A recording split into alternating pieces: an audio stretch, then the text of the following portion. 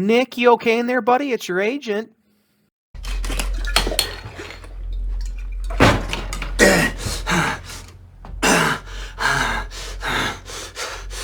Nick, are you drinking vodka in the bathroom again?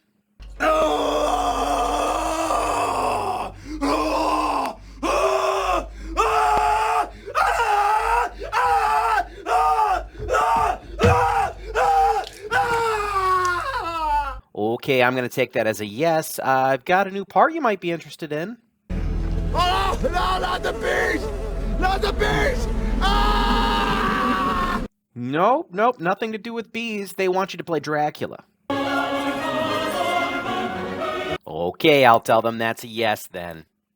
R.M. Renfield, Nicholas Hoult, finds himself in the midst of a toxic relationship. His boss is narcissistic, overly demanding, completely lacking in empathy, and downright cruel. To make things worse, he's also Count Dracula, Nic Cage. Forced for over 100 years to tend to Dracula's every whim, whether it be finding shelter or kidnapping a bus full of innocent cheerleaders to consume, Renfield is exhausted.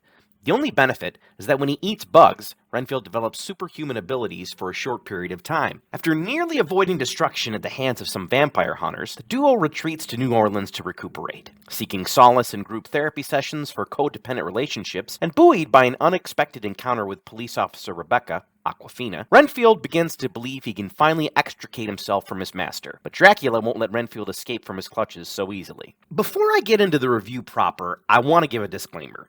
Here's the thing about Renfield. Your enjoyment of this film is going to be directly proportional to what you expect it to be. If you go into this film with the sole purpose of watching Nic Cage ham it up as Count Dracula, you will absolutely be entertained. If you're looking for anything beyond that, with one exception, you're going to be disappointed. Got it? Good. Over the last 20 years, vampire stories have been done to death. We've seen everything from sparkly Twilight vampires, to bloodsuckers rocking it in the Arctic, to Southern Gothic sexy bodice rippers, to, God help me, Jared Leto doing whatever the fuck he did in Morbius.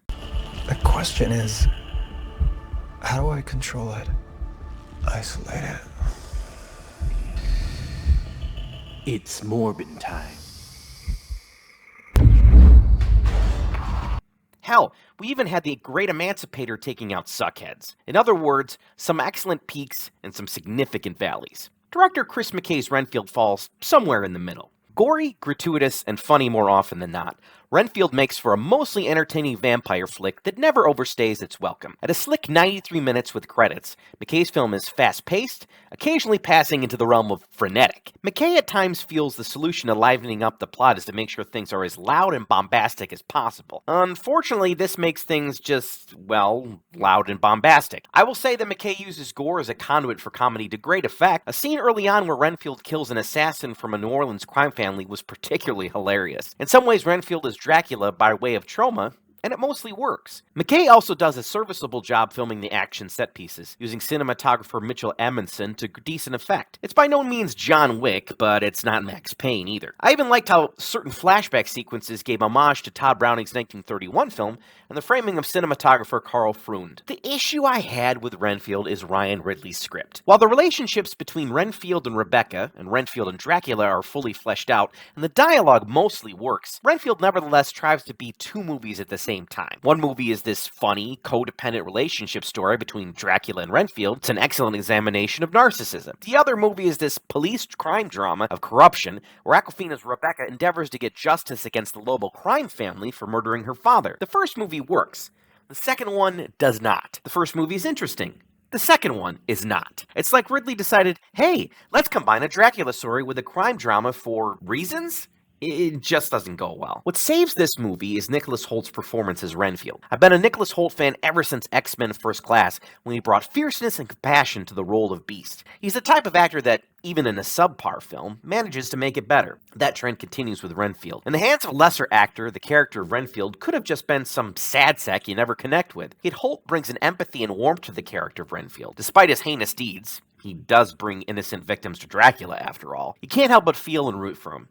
Yes, Renfield is in a toxic relationship, but he's also responsible for the choices he made, a fact that he eventually comes to grips with. Hoult also possesses great comedic timing, playing off both Cage and Awkwafina with equal adeptness. As fantastic as Hoult is, it is such a shame his supporting cast isn't up to par. Awkwafina has made quite a name for herself over the last few years, with excellent turns in Crazy Rich Asians, The Farewell, and Raya and the Last Dragon. Her characters possess a strong balance between sassy and empathetic that makes it easy to root for her. The same cannot be said for the character of Rebecca. She's overly aggressive, foul-mouthed for the sake of being foul-mouthed, and very thinly written. Worst of all, the character comes off like an uber-grating Danny DeVito. I found Rebecca tiresome and annoying. The same can be said for Ben Schwartz's Teddy Lobo, who plays his mob enforcer like a heightened John Ralphio from Parks and Rec. Argument, police, fleeing the scene, hiding in a dumpster, coming here, crashing on your couch for a week because technically I'm homeless. Hey, Mustache, I'm gonna hit the couch. You know where I'll be.